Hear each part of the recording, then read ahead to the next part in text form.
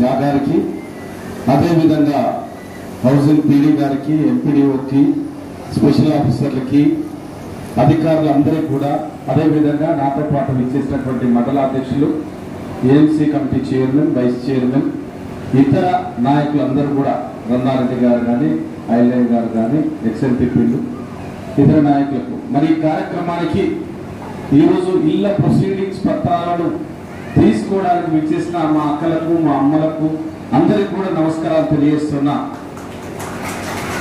ఇందిరమ్మ ఇళ్లను ఒక తల్లి పేరు మీదనే ఇవ్వాలి, ఒక ఆడపిల్ల పేరు మీదనే ఇవ్వాలని మన రేవంత్ రెడ్డి గారు, ముఖ్యమంత్రి గారు ఆలోచించి మిమ్మల్ని ఆ ఇంటికి హక్కుదారులను చేస్తా ఉన్నారు. మరి ఎన్నో సంవత్సరాలు, 10 సంవత్సరాలుగా గత ప్రభుత్వం ఉండి ఇందిరమ్మ ఇళ్ల నిర్మాణం బాగలేదు, అది డబ్బా ఇల్లు, మేము డబుల్ బెడ్రూమ్లు ఇస్తామని గొప్పగా ప్రకల్పాలు పలికి ఈ మండలం లోపల మరి ఎన్ని డబుల్ బెడ్రూమ్లు కట్టించినారు, ఎంతమంది అర్హులకు ఇచ్చినారో మీ అందరికీ తెలిసిందే.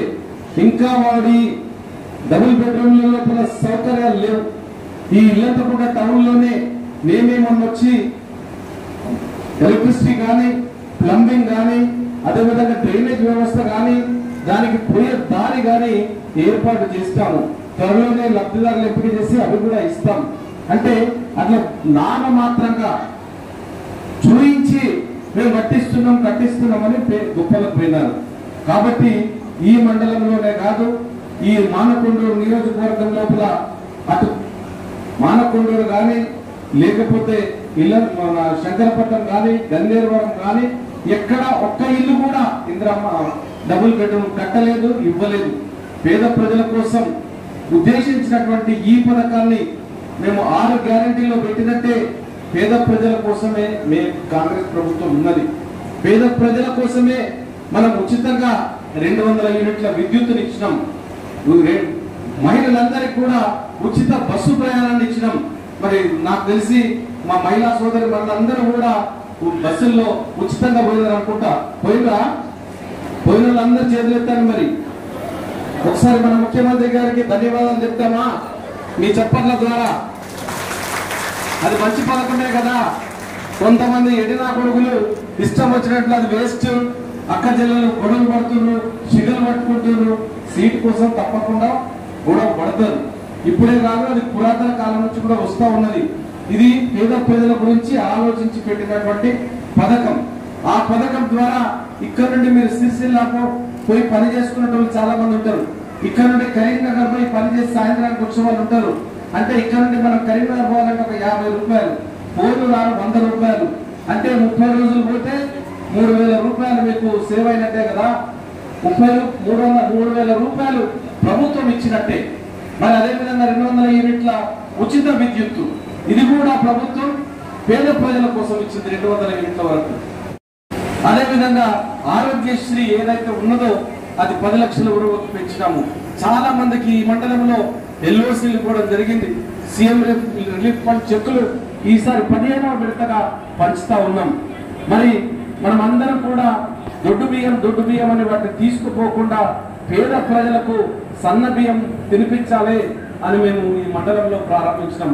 ఆ రోజు కలెక్టర్ గారు, నేను, ఎంపీడీఓ గారు ఒక పేదరాలు ఇంటికి పోయి వాళ్ళ ఇంట్లో భోజనం చేసినప్పుడు ఆమె కన్నీటి పర్యంతమైంది. మీరందరూ కూడా సోషల్ మీడియాలో చూస్తుంటారు. ఏమన్నది, అయ్యా మా జీవితంలో సన్న బియ్యం అన్నం ఇట్లా ఉంటుందని కూడా మాకు తెలియదు. మేము మా జీవితంలో ఈరోజు సన్న బియ్యం తింటున్నాం. చాలా సంతోషం. ముఖ్యమంత్రి గారికి ధన్యవాదాలు తెలియజేయడానికి ఆ అమ్మాయి కళ్ళ నీళ్ళు వచ్చినాయి. ఆమె ఏడ్చేసింది.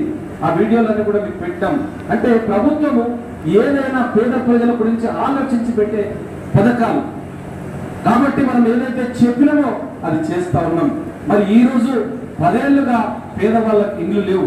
పేదవాళ్ళు ఒక టార్పాలిన్ దాంట్లో రేకుల షెడ్లలో, తడకల షెడ్లలో ఉంటున్నారు. వాళ్ళకు ఒక స్వంత గృహం ఉంటే వాళ్ళ ఆత్మగౌరవం పెరుగుతుంది. వాళ్ళు కూడా గర్వంగా తలెత్తుకొని నాకు సొంత ఇల్లు ఉన్నా అని చెప్పుకొని గర్వపడేలాగా ఈరోజు ఇందిరమ్మ ఇళ్ల ప్రొసీడింగ్స్ ఇవ్వడం జరుగుతూ ఉన్నది. కాబట్టి దయచేసి మీరందరూ కూడా ఈ కాంగ్రెస్ ప్రభుత్వం ఏది చేసినా చాలా మంది వేల వరకు 20,000 కోట్ల రూపాయలు రుణమాఫీ చేసినాం. అదేవిధంగా 500 రూపాయలు బోనస్ సన్నబియ్యానికి ఇచ్చినాం. కాబట్టి దయచేసి మీరు ఆలోచించండి. ఏ రోజైనా పంట నష్టం జరిగితే 10,000 రూపాయలు గత ప్రభుత్వం ఇచ్చిందా? వచ్చిన హెలికాప్టర్లు వచ్చి చూసి ఒక్కసారి వచ్చి చూసిపోయాడు 10,000 ఇస్తాను. 10,000 కాదు కదా, 10 పైసలు ఇవ్వలేదు. ఈ రోజు పంట నష్టానికి మన మండలమే కాదు, నా నియోజకవర్గం ఉన్న అన్ని మండలాల్లో వర్షానికి అకాల వర్షాలకు దెబ్బతిన్న పంటలన్నిటికీ ఎకరానికి 10,000 రూపాయలు ఇవ్వడం జరిగింది.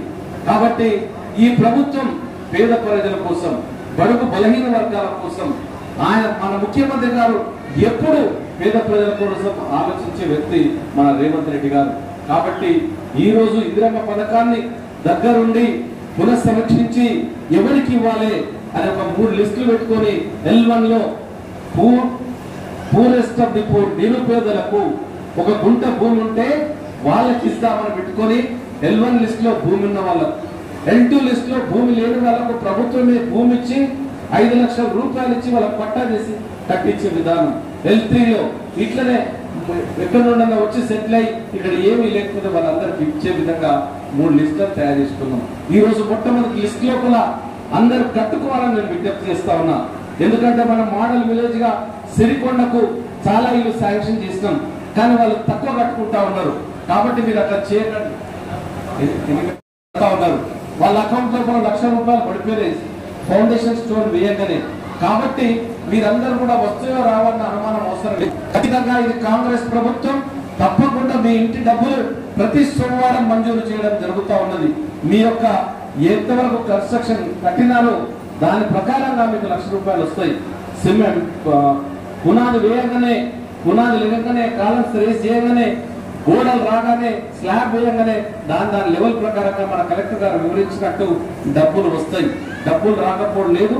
ఇమ్మీడియట్ గా మీరు కట్టి ఉంటే మీ యొక్క పంచాయత్ దాన్ని చూస్తే ఇమీడియట్ గా పీడీ హౌసింగ్ గారు కలెక్టర్ గారు శాంక్షన్ చేయడం జరుగుతుంది. కాబట్టి మీరు తప్పకుండా కట్టుకోండి, మీరు లాభపడండి. ఇది ఒక్కసారి చేసేది కాదు, ప్రతి సంవత్సరం ఎంతో కొంతమంది పేదలకు ఈ సంవత్సరం 3,500 ఇండ్లు మంజూరైతే మన యొక్క ఇల్లంతకుండ మండలానికి 805 ఇల్లు శాంక్షన్ చేయడం జరిగింది.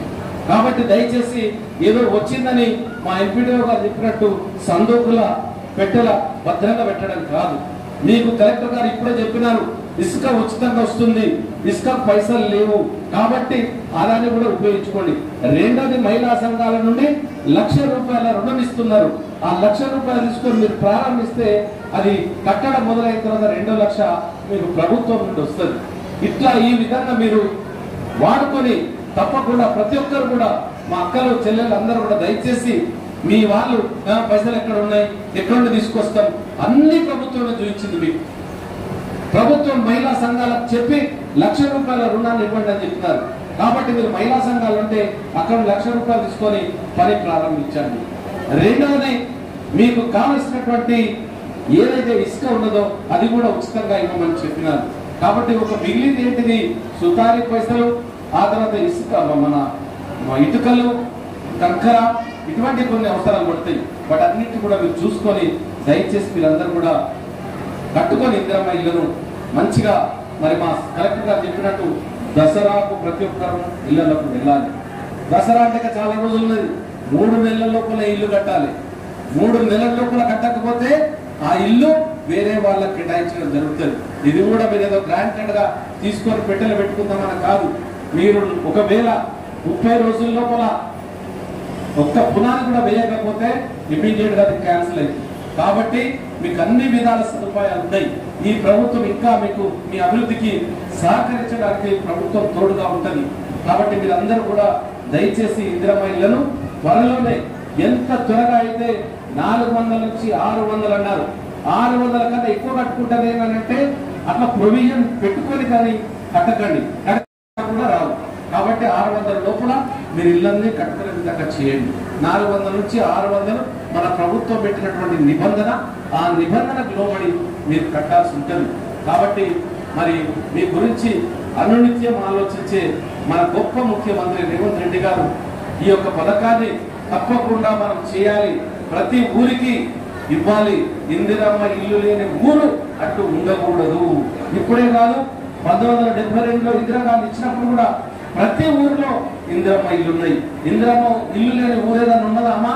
ఒక చేయలేదండి. ఏదైనా ఊర్లో లేకపోతే ఉన్నాయి కదా, అన్ని ఊర్లలో కూడా రావు. కాబట్టి 600 లోపల మీరు ఇళ్ళన్నీ కట్టుకునే విధంగా చేయండి. 400 నుంచి 600 మన ప్రభుత్వం పెట్టినటువంటి నిబంధన.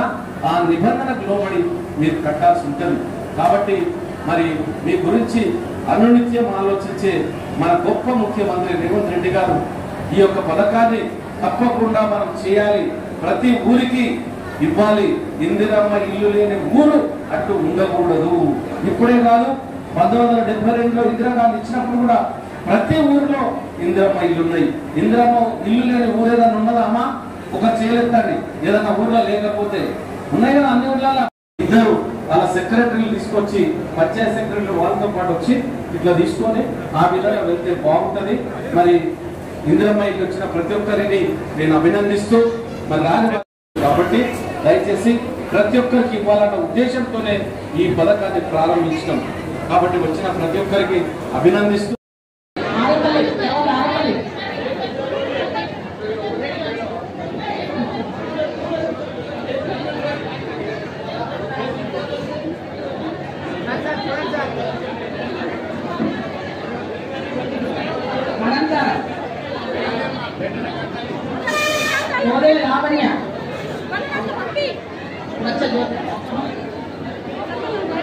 మచ్చ జ్యోతి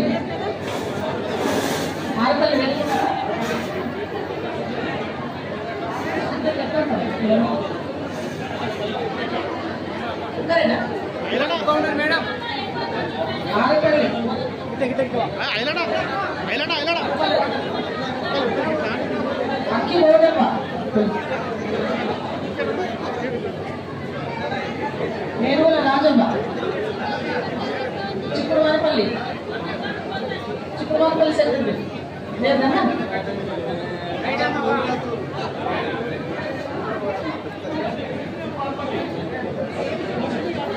చింతమడక రమ్య కప్పకి రేవతి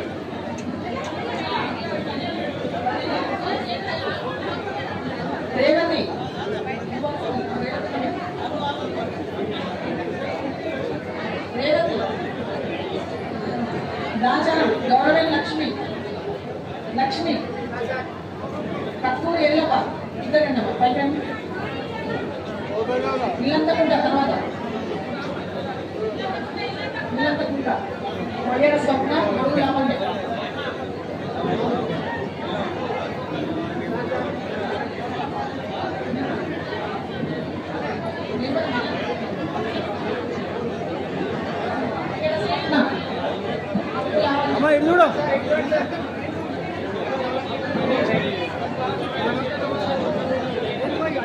ఆనపల్లి కొత్తపల్లి పద్మ వెంచాలన్న కొల్లపల్లి కొత్తపల్లి పద్మ భాస్కరన్న వెంచాలన్న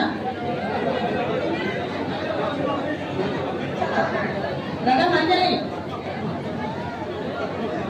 బాబు కొంచెం ఇట్లా ఉండే బాబు పద్మలేరా బాబు చెప్పండి రథం అంజలి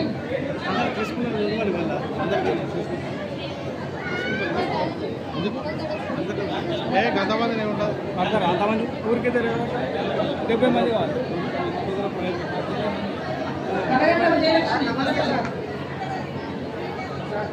మూడపల్లి రేణుగంటి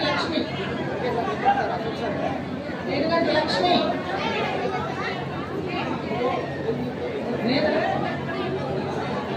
మూడేళ్ళ మనజ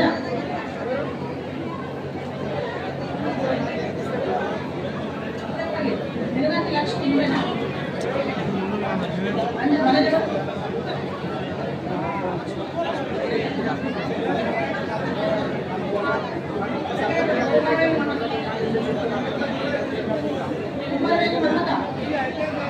రావుల మాలప్ప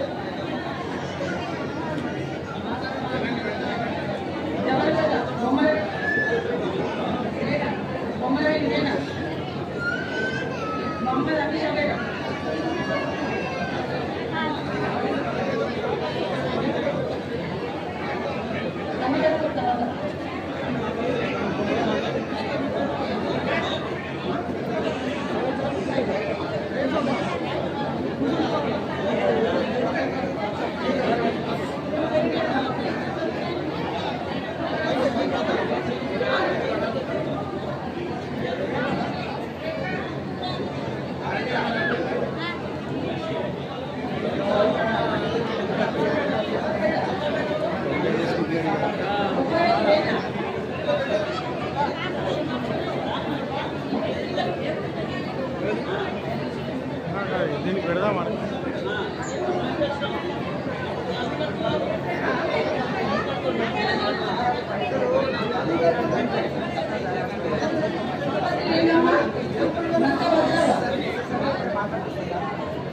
వేషనపల్లి ఇందువల్ల మల్లయ్య వేషనపల్లి మల్లయ్య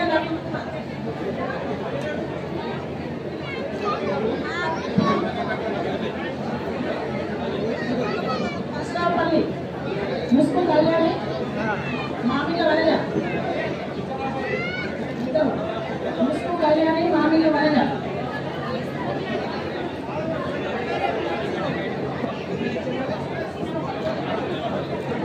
ముస్కాపేట తిప్పాపురం జయలక్ష్మి సోమలక్ష్మి తిప్పాపురం జయలక్ష్మి సోమలక్ష్మి నర్సకపేట తర్వాత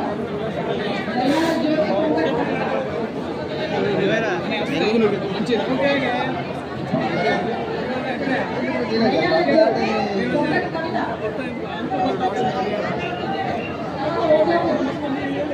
మెడగొప్పుల మల్లమ్మ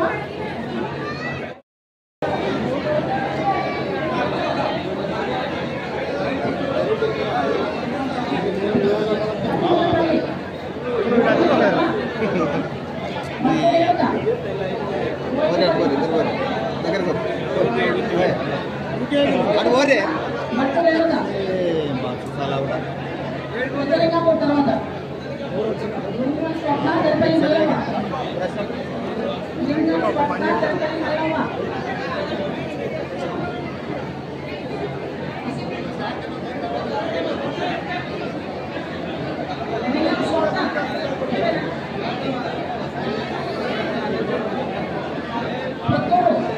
పండుగ అమృతంలో మాదాస కళ్యాణి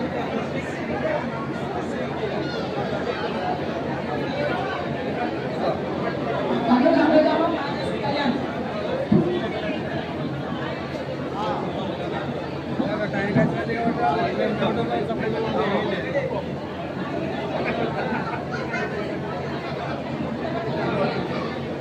కరీంనగర్ వందే అంజమ్మ కుంట్ల నర్సమ్మ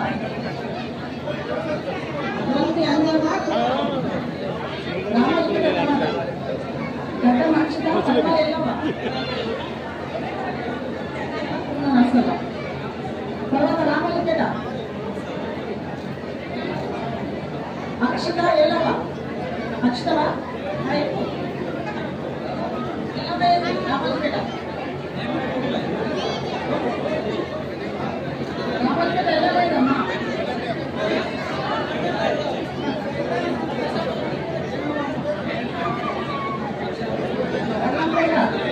తిప్పశక్తి బాలవ్వ లోకల్ ఉన్నది తిప్పశక్తి బాలవ్వ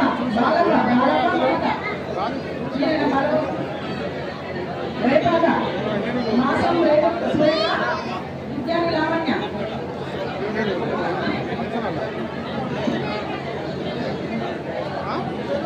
మాసం శ్రేయ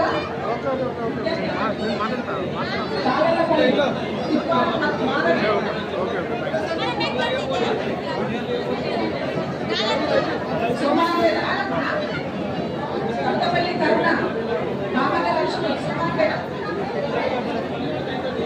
కొత్తపల్లి కరుణ మామల లక్ష్మి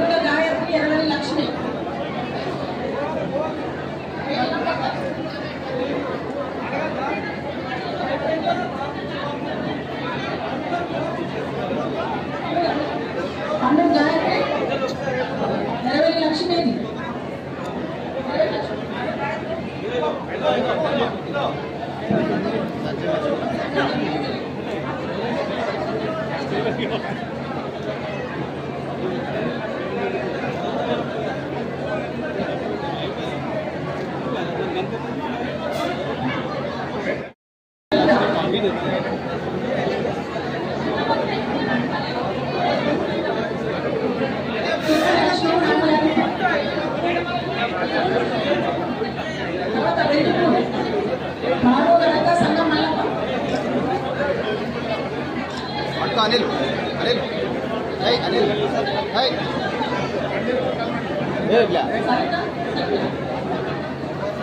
వెంకటపల్లి దార మీద చొప్పేశ్వర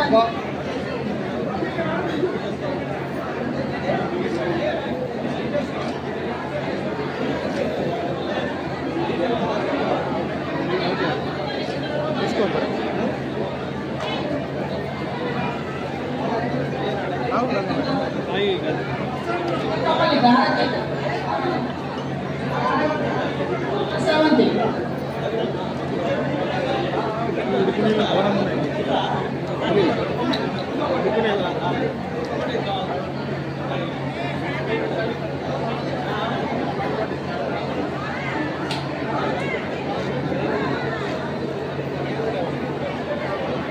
రెండు ఖచ్చితంగా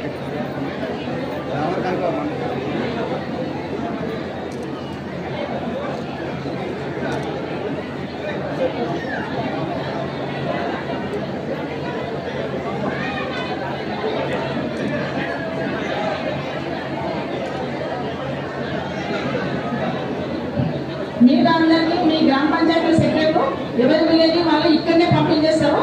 అందరూ తీసుకొని